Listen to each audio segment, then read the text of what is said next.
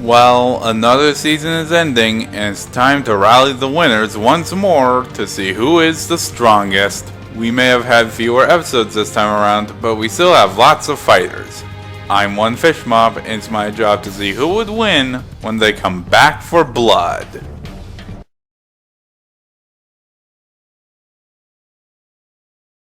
Like last time, power-ups, temporary upgrades, and technology do not count as superpowers. Now, let's commence with the decision. First up is the Dino Megazord, the Ranger's mightiest Zord. The giant robot entered the arena to fight the original Mechagodzilla and successfully defended the Earth.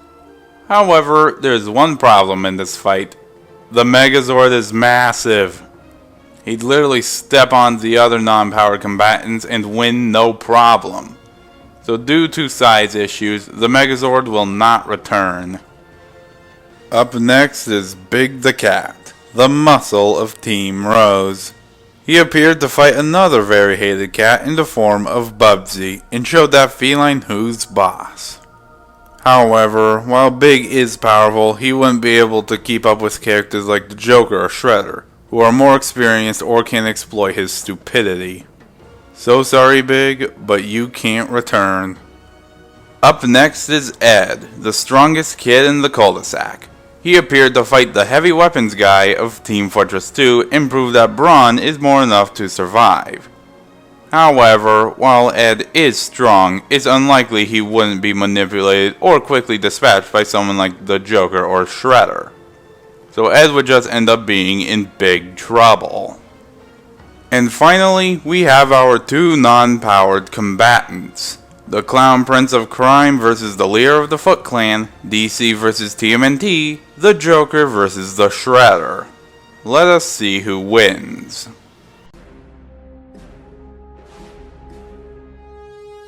Fight!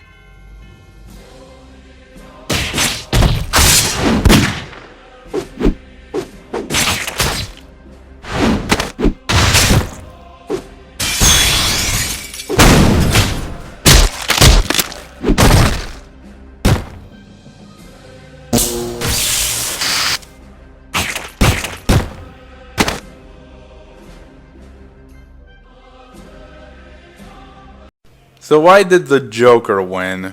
Well, both are equally experienced, and Shredder is more than capable of going toe-to-toe with and killing the Joker. But here's what led to the Joker winning.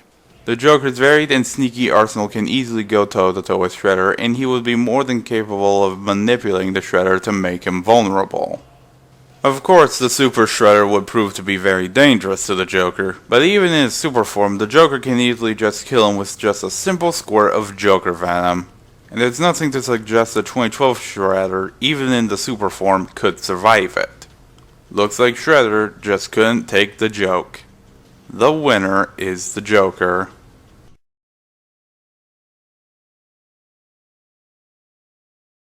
Alright, now it's time for the superpowered characters, and first we have is the Earth 616 Hulk. He returned this season for one final fight against the God of War, Kratos, and ripped the demigod a new one. Thanks to his strength, regeneration, and overall power, he will remain to fight the other combatants. Up next is Kongar, the Sonic Ape. He appeared this season to fight Rampage's George and successfully put him 6 feet under. While Kongar is an impressive fighter, he isn't comparable to the other victors. It's unlikely he'd be able to defeat the likes of Azrael or the Hulk, and so he must forfeit this match. Up next is the Scp-096 the Shy Guy.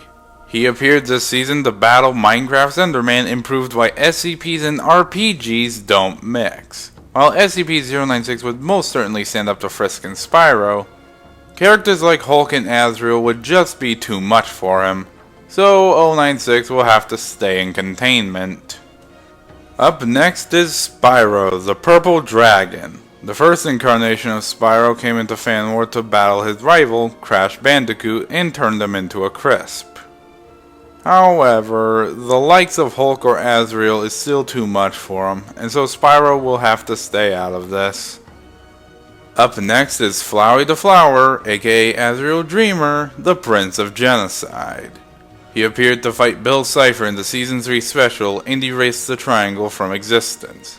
While Flowey may be too weak to fight Hulk or Glacius, Azrael Dreamer on the other hand is more than capable of standing on his own, so he will stay. Up next is Glacius, the Arctic alien warrior of Killer Instinct. He appeared this season to fight Whis of Ruby and showed her who's more cold-blooded. While Glacius may be able to stand up to Frisk, it's unlikely he'd last long against someone like the Hulk, so Glacius will have to sit this one out. Up next is Frisk, the fallen child from Undertale. They appeared this season to battle Earthbound's Nest and showed that kid who's boss. Frisk is more than capable of resetting the timeline multiple times, but it's unlikely they'd ever find a way to stop the Hulk or Gon, and they already canonically fought Azrael. So Frisk will have to fall into place somewhere else. And last but not least, Gon, the midget terror of the Pleistocene. He appeared this season to fight Yoshi and proved to be tough to swallow. Gon may be powerful, but he isn't able to stand up to someone infinitely above him like Azrael, and it's unlikely he'd be able to defeat the Hulk. So it looks like Gon has just gone extinct. And now we have our two superpowered combatants. Hulk versus Azrael. Let the battle begin. Fight!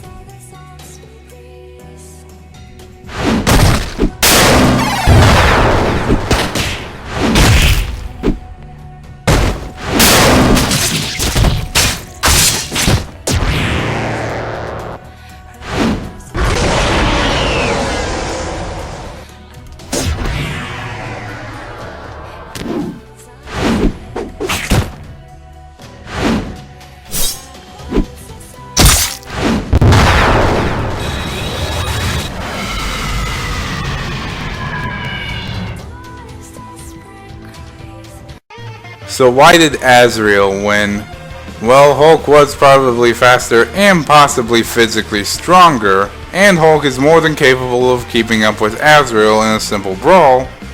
Not to mention Hulk's healing factor and the fact he's faced godly beings before would also aid in his favor.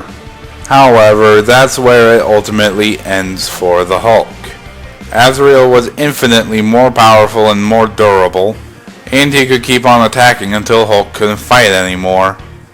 He was more than capable of withstanding all of Hulk's strongest attacks, and many of Azrael's attacks would be more than capable of catching Hulk by surprise. Not to mention, when it came to attacks like the Hyper Goner, Hulk had absolutely no way of protecting himself from it. The only chance he had at not stopping Azrael but surviving him was the Worldbreaker state. But even that wouldn't help him much since Azrael is still infinitely more powerful.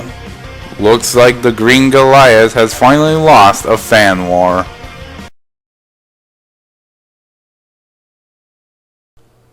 And that concludes Season 3, everybody. I hope to see you next season with more battles on the way. But until then, I'll just give you guys a sneak peek for what will be Episode 1 of Season 4.